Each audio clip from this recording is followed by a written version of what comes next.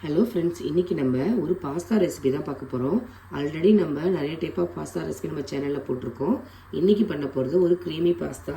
அதை எதை யூஸ் பண்ணி பண்ண போகிறோம் அப்படின்னா ப்ரொக்கோலியை யூஸ் பண்ணி பண்ண போகிறோம். இப்போ நம்ம ப்ரொக்கோலியை வேக வச்சு எடுத்துக்கலாம். நம்ம இன்றைக்கி ப்ரொக்கோலி யூஸ் பண்ணி தான் செய்ய போகிறோம். அதுக்காக ப்ரொக்கோலி தனியாக இங்கே வேக வச்சுருக்கேன். வேக வச்ச ப்ரொக்கோலியை ஒரு மிக்சி ஜாரில் சேர்த்துருக்கேன். இப்போ இதை நம்ம அரைச்சி எடுத்துகிட்டு வந்துக்கலாம். இப்போ ப்ரொக்கோலியை நான் வேக வச்ச தண்ணியை சேர்த்து அரைச்சி எடுத்துருக்கேன். இப்போ நம்ம ஒரு பாத்திரம் வச்சுருக்கேன். இப்போ செய்ய ஆரம்பிச்சிடலாம். நான் இதில் 2 டேபிள் ஸ்பூன் அளவுக்கு ஆலிவ் ஆயில் சேர்த்துக்கிறேன். நார்மல் ஆயிலும் நீங்கள் சேர்த்துக்கலாம். இப்போ ஆயில் சூடானதும் நம்ம அரைச்சி வச்சுருந்த பேஸ்ட்டை இது கூட சேர்த்துக்கோங்க.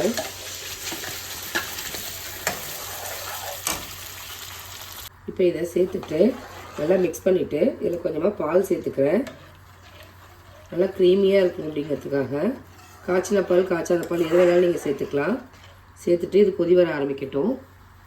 இப்போ இது கொதிச்சிட்ருக்க டைமில் நம்ம காரத்துக்கு ஒயிட் பெப்பர் நான் 1 டேபிள் ஸ்பூன் அளவுக்கு எடுத்திருக்கேன். அதை ஒரு மிக்சி ஜாரில் சேர்த்து பவுடர் பண்ணிக்கிறேன். உங்கள்கிட்ட ஒயிட் பெப்பர் இல்லை அப்படின்னா நீங்கள் பிளாக் பெப்பரை யூஸ் பண்ணிக்கலாம். இப்போ இந்த மாதிரி நான் பவுடர் பண்ணி எடுத்துகிட்டு வச்சுருக்கேன். இது கொதி வர ஆரம்பிச்சிட்டு நம்ம ஒயிட் பெப்பர் சேர்த்துக்கலாம். உங்களுக்கு வேணுங்கிற அளவுக்கு சேர்த்துக்கோங்க. காரத்தை சேர்த்துட்டு நல்லா மிக்ஸ் பண்ணிக்கோங்க. இது கூட இப்போ நம்ம சீஸ் சேர்க்க போகிறோம்.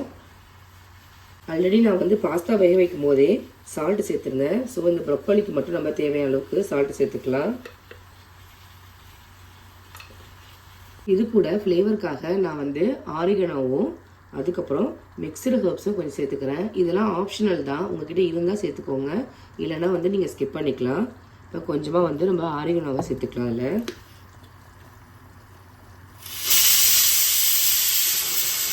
இதை கொஞ்சமாக நான் ஆரிகனோ சேர்த்துக்கிறேன். இதெல்லாம் டேஸ்ட்டை என்ஹான்ஸ் பண்ணும், அதுக்காக தான் நம்ம சேர்க்குறோம். அப்புறமா கொஞ்சமாக ட்ரை ஃபெனுகிரிக் லீவ்ஸ் கொஞ்சமாக சேர்த்துக்கிறேன். இப்போ இதை நல்லா மிக்ஸ் பண்ணிவிட்டு இது கூட நான் மொசரல்லா சீஸ் சேர்த்துக்கிறேன். உங்கள்கிட்ட என்ன சீஸ் இருக்கோ நீங்கள் அதை சேர்த்துக்கலாம். உங்கள்கிட்ட ஸ்ப்ரெட்டட் சீஸ் தான் இருக்குன்னா அதை கூட நீங்கள் சேர்த்துக்கலாம். உங்களுக்கு எந்த அளவுக்கு சீஸ் தேவையோ அந்த அளவுக்கு சேர்த்துக்கோங்க. எல்லாம் சேர்த்து மிக்ஸ் பண்ணதுக்கப்புறமா நம்ம வேக வச்ச பாஸ்தாவை உள்ளே சேர்த்துக்கலாம்.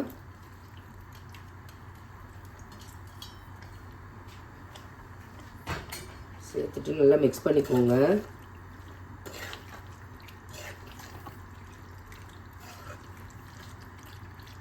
எல்லாம் சேர்ந்து நல்லா மிக்ஸ் பண்ணிட்டா சூப்பரான க்ரீமியான ப்ரொக்கோலி பாஸ்தா ரெடி ஆகிடுச்சு.